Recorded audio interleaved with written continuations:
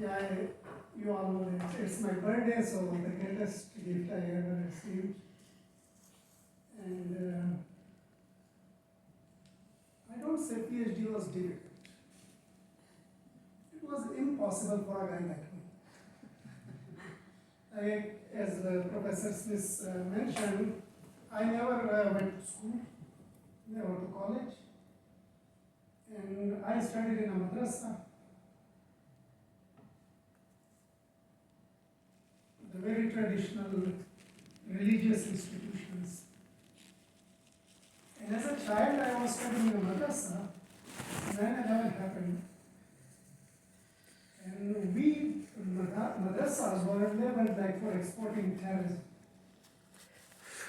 And of course, as a student of those madrasas, it affected us, if I would say, psychologically. And then we were facing two challenges. One, this label from the Western media, and even we were labeled or symbolized as terrorists in movies. And the second challenge was inside the country. Like we as a student of madrasas were not treated as equal to compare with the students of schools and colleges. And yeah, thanks to my alma mater, Jama Binoria, for exporting one to Europe.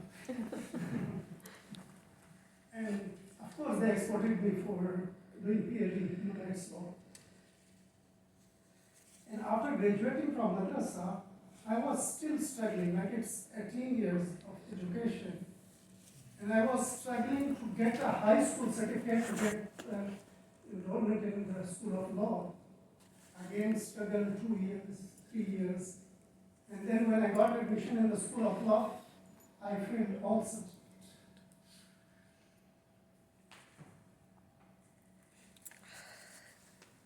In the first semester, I failed all subjects because I couldn't understand anything in class. And then I worked hard, 10 hours, 12, 14 hours a day. And in 14, I graduated from madrasa. I started working as a lawyer. And then in 2019, I was looking for a PhD position somewhere because by the time I had already 11 from my university. And I was looking for universities, sending my proposals, my CVs. And in December 2019, Professor Stefan was the first one I had video interview with. And in the interview, I decided that this is the guy I'm going to join if he allows me. And this last night, I was just looking through the history of my emails, and I found like the first email I sent to him, like it was in December 2029. And after discussing my proposal, and he asked me like, do you have any publication yet? I said, I sent one to a research journal, but I'm still waiting for the publication. And he said, yeah, once it got published, then we'll discuss it further. I was okay, and after that I was still searching and giving interviews to panels and receiving rejections. And in June 2020, I again sent him an email, Professor, I'm really afraid like you will give my space to someone else. I know everyone is allowed to have limited number of PhD students, but he said, no, don't worry. We will discuss it later. And then in September 2020, and he finally sent me everything and agrees to supervise my PhD. By the time of September, when he agreed, I had offered from New Zealand, Australia, UK for my PhD to come and join us for PhD. But as I mentioned in the start, I decided, no, I'm going to Brussels, I'm going to join Stephen Smith. And yeah, people say PhD is most of the luck game. You don't know where you end up doing PhD. It's a chance, but for me, VUB was not a chance. VUB was a choice. I had offer from New Zealand, Australia, UK, but I still chose VUB to come here and do my PhD here. And then, of course, like after 4 years of work and many times my colleagues are here, I was working till late night just to have some free time from my traveling.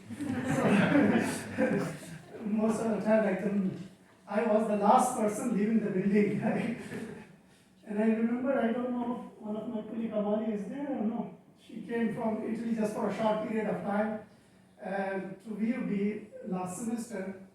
And in this winter, one day she called me like around 8 p.m. and she asked, "Where are you?" I said, "I'm in the office." And she said, "It's snow outside and no one is on the streets, just go home." But yeah, it was hard work, and when I recall my whole life, I never thought I would be able to do a PhD. I could never think of. But yeah, thanks to everyone who supported me. I was lucky enough to have great friends and great teacher in every aspect of my life. So those minor things and those minor support really mean a lot for me. Like they helped me a lot in my career, in my journey. And also, you mentioned the book. I'm definitely going to write a lot of things about you guys.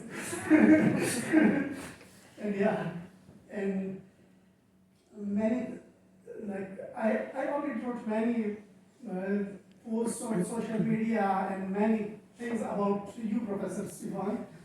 And people commented on those things like, he's your professor and you just want to please him.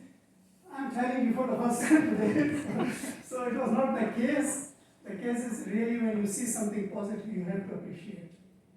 And that is the life and that is society and our contribution to the society.